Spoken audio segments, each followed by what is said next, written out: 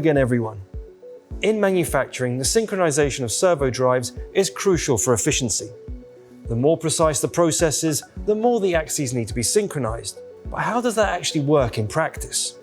Let's look at the example of a Delta robot that was created using our servo drives.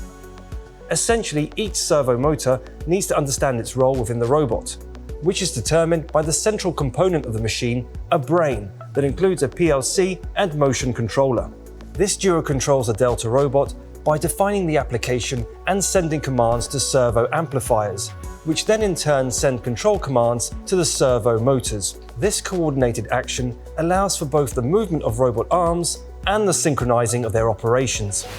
Thanks to its great flexibility, the servo motion system can be used for a wide range of applications, such as a roll-to-roll machine, which on the surface appears to be quite different from a Delta robot. That's it for now. Thanks for watching, and see you in the next episode.